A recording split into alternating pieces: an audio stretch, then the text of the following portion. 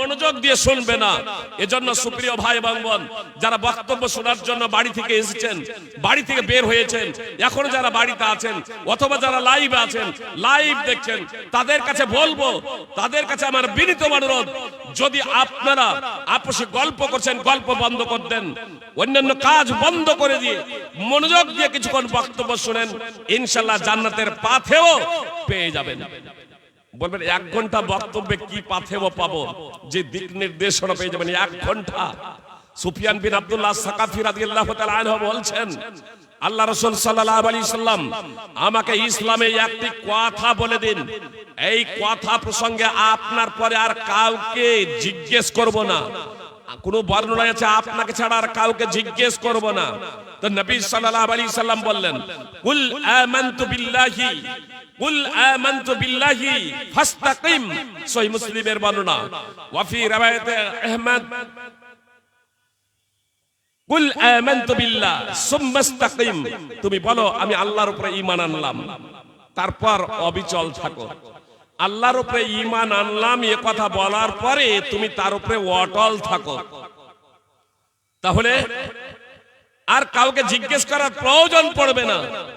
বলছেন সুফিয়ান বিন আব্দুল্লাহ যে আপনার পর আর কাউকে জিজ্ঞেস করার প্রয়োজন পড়বে না, কাউকে জিজ্ঞেস করব না। আপনি আমাকে একটি বাক্য শিখিয়ে দিন সুপ্রিয় ভাতৃবৃন্দ ভগ্নীগণ।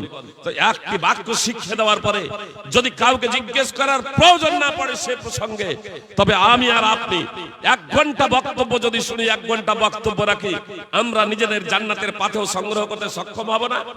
মনোযোগ দিয়ে যদি শুনি ইনশাআল্লাহ। আমরা প্রস্তুত আছি তো? ইনশাআল্লাহ আমরা মনোযোগ দিয়ে কথা শুনবো সুপ্রিয় ভাতৃবৃন্দ ভগ্নীগণ। কথা একটু মনোযোগ দিয়ে বারবার এজন্যই বলছি, আমি এবং আপনি তো সাধারণ মানুষ, একটু বুঝার প্রচেষ্টা করুন। আমি এবং আপনি তো সাধারণ মানুষ। মুহাম্মদ সাল্লাল্লাহু আলাইহি সাল্লামকে আমরা দেখেছি? দেখিনি। তো মুহাম্মদ সাল্লাল্লাহু আলাইহি সাল্লামকে যদি না দেখি, মুহাম্মদ সাল্লাল্লাহু আলাইহি সাল্লামের আনুগত্য করব কেমনে? মুহাম্মদ সাল্লাল্লাহু আলাইহি সাল্লামের অনুসরণ করব কি করে? আর মুহাম্মদ সাল্লাল্লাহু আলাইহি সাল্লামের নবী এবং রাসূল হয়ে যাওয়ার পরে কোন ব্যক্তি যদি মুহাম্মদ সাল্লাল্লাহু আলাইহি সাল্লামের আনুগত্য না করে, অনুসরণ না করে, সাবালক সাবালিকা হয়ে যাওয়ার পরে, তাহলে জান্নাতে যাওয়ার তার প্রশ্নই নাই। যতই সে নামাজ পড়ুক, যতই সে রোজা রাখুক, কথা একটু মনোযোগ দিয়ে শুনবেন। যদি মুহাম্মদ সাল্লাল্লাহু আলাইহি সাল্লাম সম্পর্কে কেউ যদি অবগত না হয়, মুহাম্মদ সাল্লাল্লাহু আলাইহি সাল্লাম সম্পর্কে কেউ যদি জ্ঞানার্জন না করে, মুহাম্মদ সাল্লাল্লাহু আলাইহি সাল্লাম সম্পর্কে কেউ যদি বিদ্যা অর্জন না করে, মুহাম্মদ সাল্লাল্লাহু আলাইহি সাল্লামের পরিচয় সম্পর্কে কেউ যদি অবগত না হয়, জান্নাতে যাওয়ার তার কোনো প্রশ্নই নেই। তার কারণ কেউ যদি মুহাম্মদ সাল্লাল্লাহু আলাইহি সাল্লাম সম্পর্কে অবগত না হয়, তাহলে সেই পুরুষ এবং মহিলা মুহাম্মদ সাল্লাল্লাহু আলাইহি সাল্লামের আনুগত্য করতে সক্ষম হবে না, মুহাম্মদ সাল্লাল্লাহু আলাইহি সাল্লামের অনুসরণ করতে সক্ষম হবে না। মুহাম্মদ সাল্লাল্লাহু আলাইহি সাল্লাম বলেছেন, একটা শুধু পয়েন্ট আপনাদের বলি, মুহাম্মদ সাল্লাল্লাহু আলাইহি সাল্লাম বলেছেন, সাল্লু কামা রাআইতুমুনি উসাল্লি। আমাকে যেভাবে নামাজ পড়তে দেখেছো তোমরা সেইভাবে নামাজ পড়ো। সহিহ বুখারী হাদিস নম্বর 630। এখন আমি এবং আপনি মুহাম্মদ সাল্লাল্লাহু আলাইহি সাল্লামকে দেখেনি, কি করে নামাজ পড়বো? দেখেনি কিভাবে নামাজ পড়বো? একজন সাহাবী শুধু এক নজর দেখলেই হবে না, মুহাম্মদ সাল্লাল্লাহু আলাইহি সাল্লাম কিভাবে নামাজ পড়েছেন এটা আপনাকে জানতেই হবে সুপ্রিয় ভাই এবং বোন। একজন সাহাবী আবু হুরায়রা রাদিয়াল্লাহু তাআলা আনহু বলছেন যে একজন সাহাবী মসজিদে প্রবেশ করলেন, নামাজ পড়লেন, আর নামাজ পড়ে রাসূল সাল্লাল্লাহু আলাইহি সাল্লামকে সালাম দিলেন। রাসূল সাল্লাল্লাহু আলাইহি সাল্লাম সালামের জবাব দিয়ে বললেন, ইরজিই ফাসাল্লি ফাইন্নাকা লাম তুসাল্লি। ফিরে যাও, নামাজ পড়ো, নামাজই পড়োনি।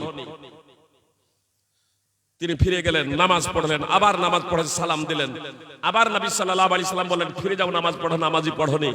নবী সাল্লাল্লাহু আলাইহি সাল্লামের চোখের সামনে 3 বার নামাজ পড়লেন। কে? সাহাবী। নবী সাল্লাল্লাহু আলাইহি সাল্লামের চোখের সামনে 3 বার নামাজ পড়লেন। কে? সাহাবী, আল্লাহ রাসূল সাল্লাল্লাহু আলাইহি সাল্লামের সাহাবী। প্রত্যেকবারই রাসূল সাল্লাল্লাহু আলাইহি সাল্লাম বললেন, তুমি নামাজ পড়ো, নামাজই পড়োনি। তো ও যে 3 বার নামাজ পড়লে এই নামাজটা কি হলো? বাতিল। এই নামাজটা বাতিল। সেই সাহাবী বলছেন, আল্লাহ রাসূল সাল্লাল্লাহু আলাইহি সাল্লাম এর থেকে ভালো করে আমি নামাজ আদায় করতে জানি না। এর থেকে সুন্দর করে আমি নামাজ আদায় করতে জানি না, আমাকে নামাজের প্রশিক্ষণ দিন। নবী সাল্লাল্লাহু আলাইহি সাল্লাম তাকে নামাজের প্রশিক্ষণ দিলেন। সহিহ বুখারী হাদিস নম্বর 757 এবং 793, সহিহ মুসলিম হাদিস নম্বর 367।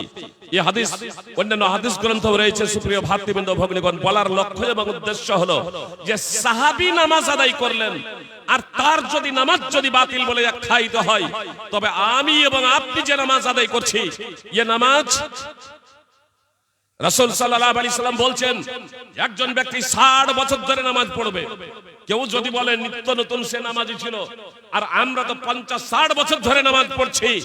নবী সাল্লাল্লাহু আলাইহি সাল্লাম বলছেন একজন ব্যক্তি 60 বছর ধরে নামাজ আদায় করবে, আর তারপরেও তার নামাজ কবুল হবে না। রুকু যদি যথার্থভাবে আদায় করে, তো সাজদা যথার্থভাবে আদায় করে না, পূর্ণরূপে আদায় করে না। আর সাজদা যদি পূর্ণরূপে আদায় করে, তাহলে রুকু সঠিকভাবে আদায় করে না। অনেকেই আছে রুকুতে যায় আর উঠে, সোজা হয় না সঠিকভাবে, সাজদায় যায় আর তৎক্ষণাৎ উঠে যায়, ধীর স্থিরতা অবলম্বন করে না। নবী সাল্লাল্লাহু আলাইহি সাল্লাম এই ধরনের